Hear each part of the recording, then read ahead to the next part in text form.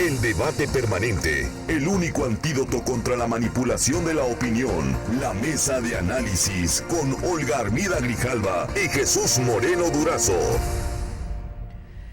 Olga Armida, ¿cómo está? Buenos días. Hola Juan Carlos, buenos días Jesús y buenos días a toda tu audiencia. Jesús, ¿cómo estás? Buenos días. Buenos días Juan Carlos, maestra, buenos días, muy bien, buenos días también a quienes nos hacen el honor de escucharnos. Sí, pues muchos temas en el ambiente, muchos temas ya no relacionados con el COVID-19 o muchos temas que pues han sido puestos al debate nacional. Esto que ocurrió el viernes pasado, que la Secretaría de Energía publicó un acuerdo de su dependencia para limitar la participación de privados en la generación de electricidad en México, lo que generó reacciones de la Unión Europea, de cámaras empresariales y de inversionistas, criticando esta decisión del gobierno federal de limitar la participación de privados en la industria eléctrica. Esto de Ramírez Cuéllar, que ya tronó, pues ya el presidente dijo que no, el Senado dijo que no, bueno, representantes del Senado y de la Cámara de Diputados dijeron que no va, y también pues la inseguridad que está pues campante en el estado de Sonora. Pero empezamos por partes, si les parece. El decreto eléctrico, este acuerdo eléctrico, Olga Armida, limitar a los privados en la generación de electricidad. Juan Carlos, mira, hasta anoche tuve yo el decreto, no lo he leído. Entonces la información que tengo es la que los medios de comunicación se han concretado a decir. Y es un discurso deslegitimador a lo que yo pudiera llamar el desmantelamiento a la economía neoliberal. Y esto no solamente es de México, es a nivel mundial porque afecta a los intereses de la oligarquía, no solamente nacional, sino internacional. Con esto no se quiere decir estar en contra de la inversión, sino de regular esa inversión y a quién beneficia.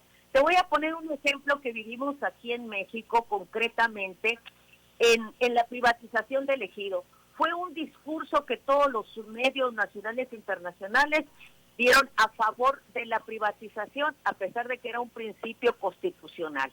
Le retorcieron a la Constitución, engañaron, quitaron una palabrita, y al final de cuentas el discurso que se dio es que con la privatización iba a reactivarse el campo, íbamos a hacer una agricultura del primer mundo. ¿Y dónde están los resultados?, pregunto yo. Efectivamente, mira, el capital llegó al campo y el pez grande se comió al chico. Con esto te quiero decir que los ejidatarios se convirtieron en los antiguos jornaleros de las haciendas porfiristas, en el mejor de los casos, porque en su gran mayoría se convirtieron en burreros del narcotráfico o se fueron a trabajar a Estados Unidos.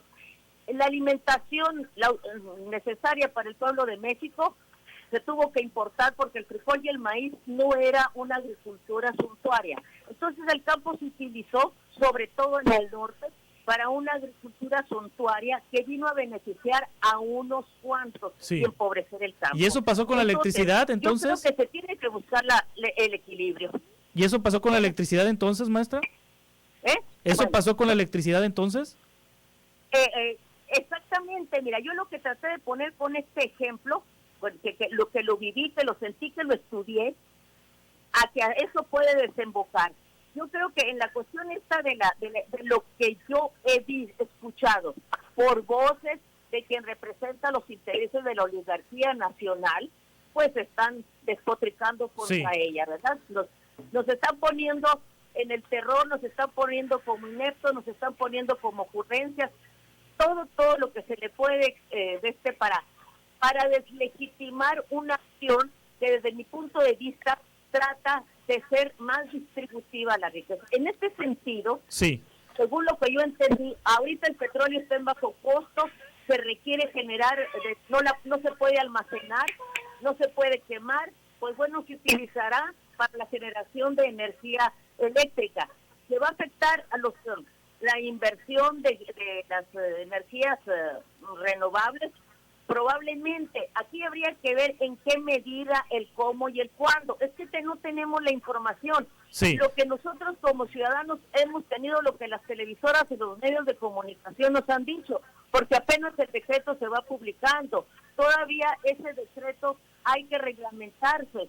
Entonces, estamos nosotros en un plan de catastrófico, ¿sí?, para sembrar el temor y deslegitimar una acción que desde mi punto de vista, sin tener todavía los elementos claros, va para beneficiar al pueblo. Sí. Es decir, si ese petróleo... Ahí nos detenemos, maestra, para darle oportunidad a Jesús, si le parece. Correcto, Jesús, correcto. José Moreno, este reglamento, no es decreto, es ¿cómo se llama? Un acuerdo, este acuerdo de la Secretaría de Economía.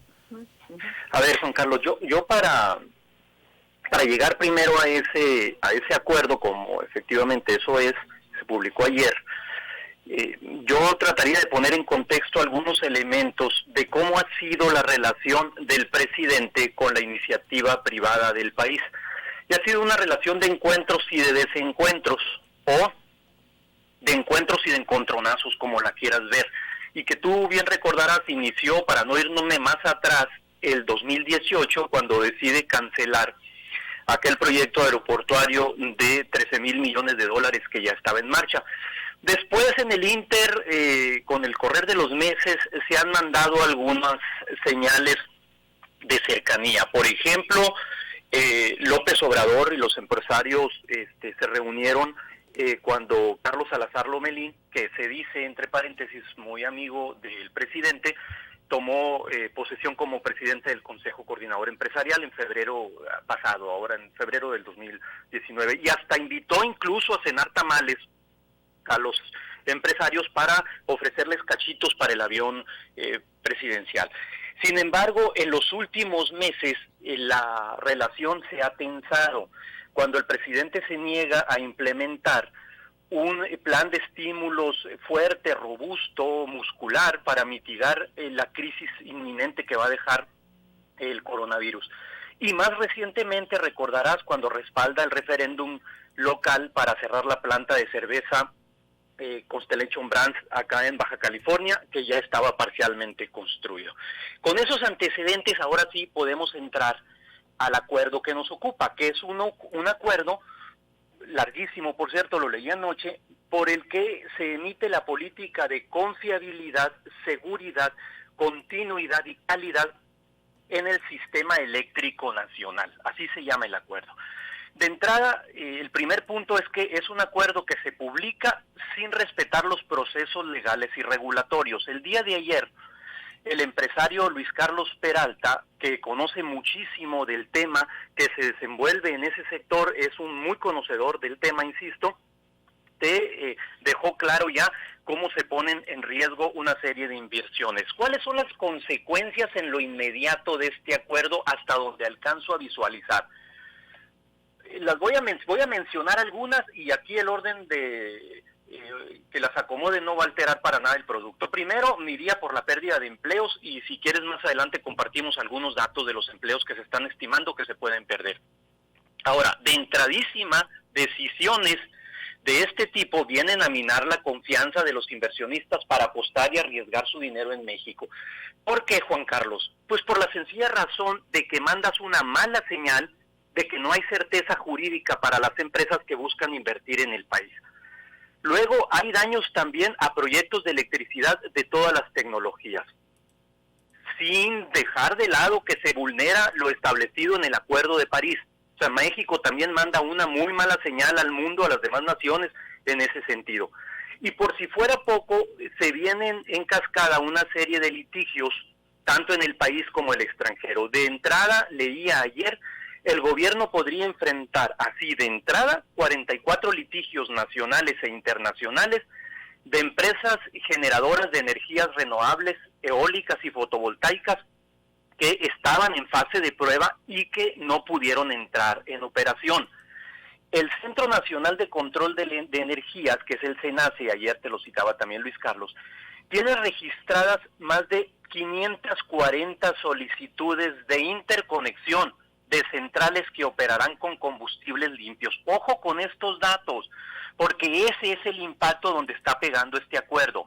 De estas 540 solicitudes, Juan Carlos, 17 son de biogás, 4 de biomasa, 50 de ciclo combinado, 59 de combustión interna, 65 son eólicas y 168 son fotovoltaicas, a juzgar por datos de prensa que yo recogí el día de ayer. Ahora bien, ¿qué va a ocurrir? Bueno, esto va a implicar suspender por un tiempo indefinido la entrada en vigor de estos proyectos, con las consecuencias económicas que esto va a tener.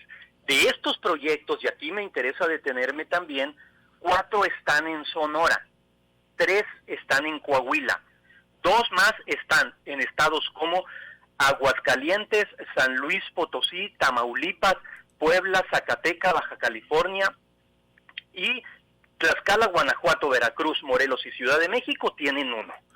El impacto en inversiones, Juan Carlos, amigos del auditorio, es por el orden de los 6.426 millones de dólares y se estima una pérdida cercana a los 30,000 empleos, además de la emisión mensual de 714,000 toneladas de dióxido de carbono que pudieran evitarse.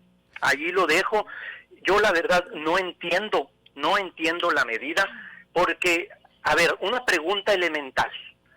CFE está lo suficientemente dotada para entrar a brindarnos una energía de este tipo, con el costo también que implica para el país. Dice la secretaria de Energía, le dijo a Carmen Aristegui ayer por la mañana que los 44 proyectos eólicos y fotovoltaicos que hay en el país no se verán afectados por la entrada en vigor del acuerdo, que el acuerdo de confiabilidad del sistema eléctrico nacional solamente busca poner orden en el mercado y no tiene la intención de sacar del negocio a los privados, que los nuevos permisos de generación serán revisados uno por uno para que exista orden, ya que la nueva política tiene como objetivo garantizar los niveles de energía que puedan entregar cada tecnología para que exista un flujo constante y confiable en la red, por lo que las empresas afectadas estarán en su derecho de acudir a las instancias judiciales para frenar la aplicación de estas nuevas reglas, pero la autoridad mexicana responderá. Es palabras más, palabras menos lo que dijo Rocío Nale, maestra Olga Hermida. Efectivamente, eso es lo que traté de decirles en este momento. No se está en contra de la inversión, no se está en contra de los empresarios. Bienvenidos los empresarios porque generan riqueza. Bienvenida la inversión, desde luego. Estamos en una economía globalizada. El problema de nuestro país es cómo se dan las cosas. ¿Cómo? El cómo. Y te remito, en un discurso de hace 30 años se hablaba de invertir en México, de modernizar a México, de traer recursos y salir del tercer mundo para convertirnos en el primer mundo. ¿Cuáles son los resultados, Juan Carlos, de esa famosa inversión? ¿Cuáles son? Nos arrojaron 60 millones de pobres, muchos de ellos en extrema riqueza. A eso me refiero. Una buena inversión contratada en términos de lograr los equilibrios y una justa distribución de la riqueza. Yo creo que nadie se opone a ella. Se opone porque nosotros los mexicanos, al menos yo sí siento, y mira que me puedo considerar una persona privilegiada porque siempre he tenido trabajo y he vivido decorosamente, pero hay que voltear a ver esos 60 millones de mexicanos que están, no te digo en pobreza, en extrema pobreza. Es lo que deberían de voltear a ver cuando toman decisiones, cuando celebran contratos, y que no vayan pensando en la mochada o privilegiar a unos cuantos. Mira, el problema fundamental de este país es la entrada de inversiones y de capital, que a lo mejor se dio de buena intención, en una clase política sumamente corrupta, porque pueden hacerse los contratos donde ellos ganan, los empresarios internacionales, pero que gane también el pueblo. Mira, no nos hagamos, ve a ver la minería aquí en Sonora, en qué condiciones estamos, ve a ver el campo, yo viví ese proceso del campo, los campesinos terminaron convirtiéndose en burreros de los narcos. Entonces yo creo que tenemos que pensar en eso, y vuelvo otra vez, ¿a quién beneficia esa política neoliberal? ¿A quién beneficia esa política? Hay que preguntarnos, Si va a beneficiar al 1% de la población, por supuesto que se reprueba. Tiene que haber una política con sentido humano, donde todos nos beneficiemos. Jesús. Espero, Juan Carlos, que esa decisión esté tomada con criterios verdaderamente técnicos y no con pruritos neoliberales o de supercherías con las que continuamente se están tomando decisiones en el país. Hay, insisto, 44 litigios nacionales e internacionales que se van a enfrentar, y de entrada, esos proyectos estaban en fase de prueba y no van a poder entrar en operación, con las consecuencias que eso va a tener en términos de inversión para México, de generación de energías limpias para México y de generación de empleos también para México. Yo insisto, habrá que ver si Comisión Federal de Electricidad y el angelito que la preside van a tener capacidad para la generación de estos empleos y sobre todo para la generación de estas energías limpias, sabiendo de antemano cómo está CFE. A mí sí me preocupa bastante una decisión de este tipo. Bueno, yo agregaría ahí, Juan Carlos, independientemente de cuestiones ideológicas, lo que se importa es tomar decisiones con sentido humano. Nos urge tomar decisiones con sentido humano en todos los aspectos de la vida social. Pues les agradezco mucho. Queríamos hablar de otros temas, pero se agotó con el tema eléctrico, esta propuesta de Ramírez Cuéllar de entrar a las casas de las personas más ricas de México para ver qué tienen, pues ya se murió la propuesta, todo parece indicar otra locura fuera de toda proporción. Por fortuna el presidente ya le dio zape en la mañana, ¿no? Sí, también Monreal en el Senado y Tatiana Cloutier en la Cámara de Diputados dijeron que esto no podía pasar. Sí me gustaría una breve reflexión para cerrar en lo local, Olga Armida y Jesús. Nuevamente el tema de la inseguridad.